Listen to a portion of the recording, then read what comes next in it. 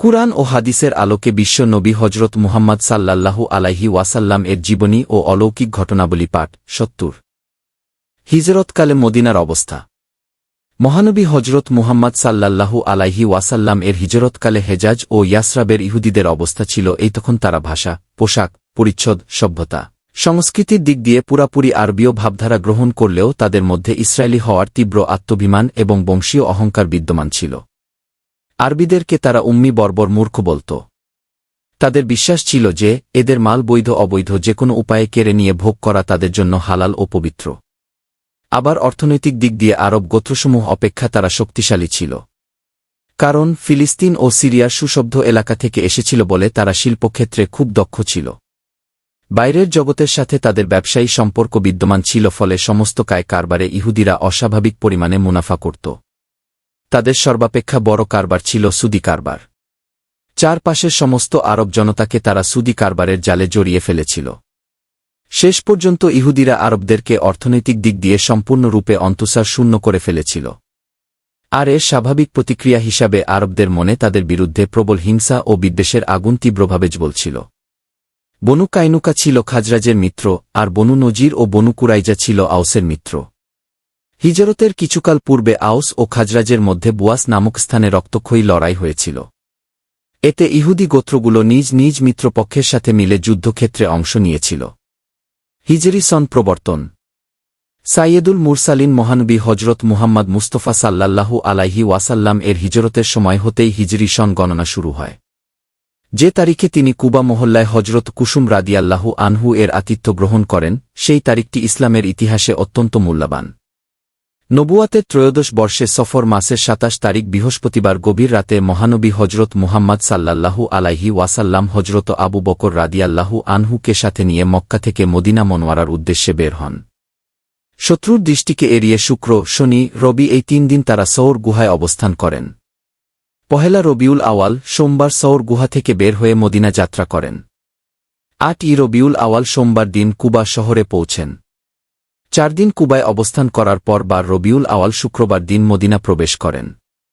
ইমাম বুখারী রাদিয়াল্লাহু আনহু এর রিওয়াতের অনুযায়ী ১৪ দিন কুবায় অবস্থান করার পর ২২ রবিউল আওয়াল শুক্রবার দিন তারা মদিনা মনোয়ারায় প্রবেশ করেন। হজরত আবু মুসা রাদিয়াল্লাহু আনহু দ্বিতীয় খলিফা হজরত ওমর রাদিয়াল্লাহু আনহু এর কাছে এই মর্মে একখানা পত্র লেখেন, আপনার যে সমস্ত চিঠিপত্র আমাদের কাছে আসে তাতে তারিখ না থাকায় বিশেষ অসুবিধা হয়। হজরত ওমর রাদিয়াল্লাহু আনহু পত্র পাওয়ার পর এ সম্পর্কে পরামর্শ করার জন্য বিশিষ্ট সাহাবীদের সভা আহ্বান করেন। এ ব্যাপারে কেউ কেউ বলেন নবুয়ত লাভের দিন থেকে তারিখ আরম্ভ করা হোক, আবার কেউ বলেন হিজরত হতে আরম্ভ করা হোক। কেননা হিজরতের পর থেকেই ইসলামের বিরুদ্ধে যেমন প্রতিরোধ শুরু হয়েছে তেমনি সত্য প্রতিষ্ঠার ব্যাপক সংগ্রামও আরম্ভ হয়েছে। এই জন্য হজরত ওমর রাদিয়াল্লাহু আনহু হিজরত থেকেই তারিখ গণনা শুরু করাই যুক্তিযুক্ত বলে মনে করলেন। যেহেতু আকাবার শেষ বায়াতের ঘটনা ঘটে জিলহজ মাসে এবং তখনই মদিনা মুনাওয়ারায় হিজরত করার সংকল্প করা হয়। এরপরই আসে নতুন বছর মুহররম, সুতরাং একটি নির্দিষ্ট সময় থেকে হিজরি গণনার জন্য ৮ই রবিউল আওয়াল থেকে পিছিয়ে ১ মুহররম হতে তারিখ গণনা আরম্ভ করার সিদ্ধান্ত গ্রহণ করা হয়।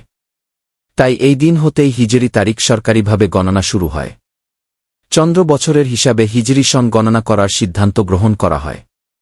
যেহেতু রাতেই চাঁদ দেখতে পাওয়া যায়, এই জন্যই সূর্যাস্তের পর হতে আরম্ভ করে আবার সূর্যাস্ত পর্যন্ত একদিন ধরা হয়ে থাকে। কিবলা পরিবর্তনের ঘটনা ৬২৫ খ্রিস্টাব্দ ২ হিজরি, বয়স ৫৫ বছর। মহান আল্লাহ রাব্বুল আলামিন কোরআনে বলেন, উচ্চারণ ওয়ালিল্লাহিল মাশরিকু ওয়াল মাগরিবু ফাইনামা তুওয়াল্লু ফাথাম্মা ওয়াজহুল্লাহি ইন্নাল্লাহা ওয়াসিউন আলিম। অর্থ পূর্ব পশ্চিম আল্লাহরই, অতএব তোমরা যে দিকেই মুখ ফিরাও সে দিকেই আল্লাহ বিরাজমান। নিশ্চয় আল্লাহ সর্বজ্ঞানী ও সর্বজ্ঞ। সূরা বাকারা আয়াত ১১৫। কিবলার স্বরূপ ও মূল তত্ত্বকথা জানা প্রয়োজন। কিবলা অর্থ মুখ করার দিক। প্রত্যেক ইবাদতে মুমিনের মুখ ও মন এক ও অদ্বিতীয় আল্লাহর দিকেই থাকে। আল্লাহ পাক পবিত্র সত্তা, পূর্ব পশ্চিম উত্তর দক্ষিণের বন্ধন থেকে তিনি মুক্ত। ফলে ইবাদতকারী যে দিকেই মুখ করুক আল্লাহমুখী সে হতো। এভাবে কার্যত বলে দেয়া হয় যে মহান আল্লাহর মনোযোগ সর্বত্র বিরাজমান। ফলে সফরে কোনো ব্যক্তি উট, ঘোড়া ইত্যাদি যানবাহনে সওয়ার হয়ে পথ চলার সময় ইশারায় নামাজ পড়ার অনুমতি দেওয়া হয়েছে উপরোক্ত আয়াত দ্বারা।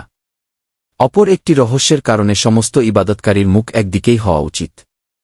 রহস্যটি এই যে নামাজ ও হজ্জ হল সমষ্টিগত ইবাদত, আর রোজা ও জাকাত হল ব্যক্তিগত ইবাদত।